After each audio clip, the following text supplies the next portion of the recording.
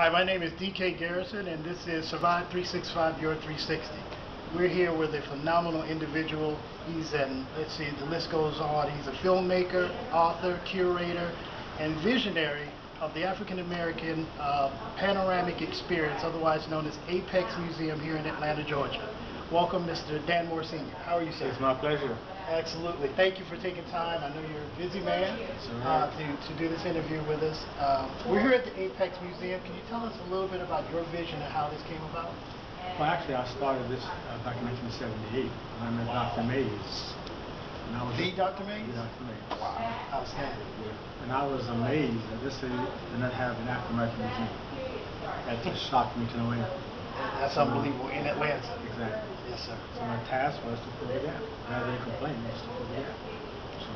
Well, and that would be why you're a visionary. Mr. Moore, what do you see as the future of the Apex Museum?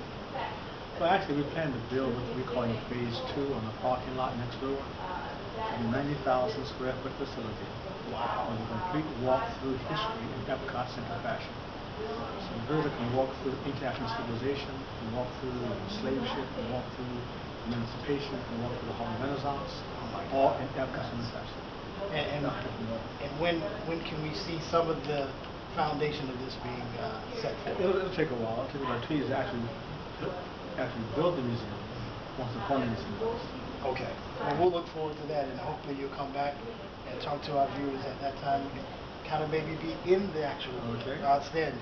Well, as I said before, you've done, your list goes on of things you've done. You're an author of several books, and as you just made me aware, you just had one come out 2 days ago. 2 days ago. But one that I haven't read is, which I have right here, In Search of a Match, Black and White. And I know it deals a little bit with bone marrow donors and registry and leukemia as a whole. Can you tell us what brought about you writing this book? Well, I met Greek Gray back in 2006. And Greek Gray is? She's a young lady. She came here from Las Vegas on Emory Hospital treatment for a leukemia treatment. Right. My first exposure to blacks having leukemia was then. Yes. My thought was it was only affecting young white children, basically up until that time. So we went on several drives for her, to try to find a match for her to find a cure. Unfortunately, even though we had 800 more books on the registry, she lost her battle.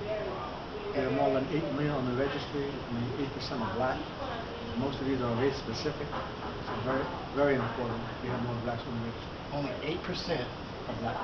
What number? I'm sorry, at 7 million on the registry. Oh, wow. 8% black.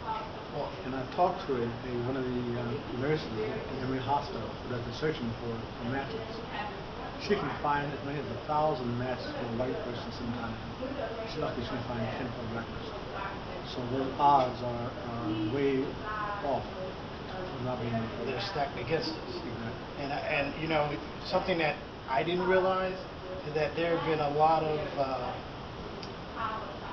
of our heroes have died and been taken away from us. And can you just name a few who've been afflicted with this disease? Well, I guess what comes to mind first would be Bradley. Right, Mr. Bradley. The ankle for 60 minutes. And he was in his 60s. Mm-hmm. Then on the other side, you have a young lady named Jasmine out of New York, who was only 6 years old, in kindergarten. She had leukemia. So this disease affects all age groups, no matter what. And as I'm reading your book, you're not necessarily aware that you have the disease until the latter stages. Yeah. So where can one go to become a donor? Because this is a very serious matter in the African American community. It is. You can go to what's called Be the Match registry online, www.bethematch. Okay. If you're here in Atlanta, Georgia, we are the only official testing site in the state of Georgia for the National Marrow Donor Program. You can come here during our operating hours, which is Tuesday through Saturday from 10 to 5. It's a simple cheek swab. Have you put on the registry? We've also talked to donors, because we're doing a documentary now on the same subject matter. And I'm talking to donors because they're the ones who know what they went through. Right. All of them say, I'll do it again in the heartbeat. So the misnomer that it hurts, it's painful, it's life-threatening in of itself is not true. It's not true.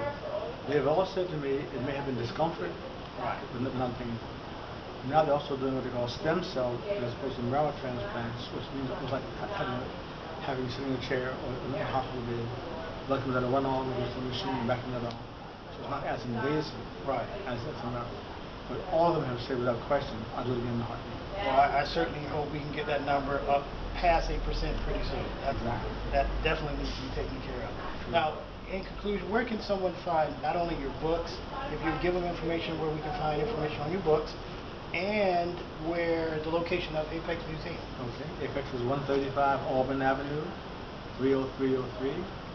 And the book can be found on Amazon.com. Just put in my name, Dan Moore Sr., and our book will come up. D. Dan Moore Sr. Thank you so much, sir. It's been a pleasure. My pleasure. And then again, this is Survive 365, Your 360, and we're out.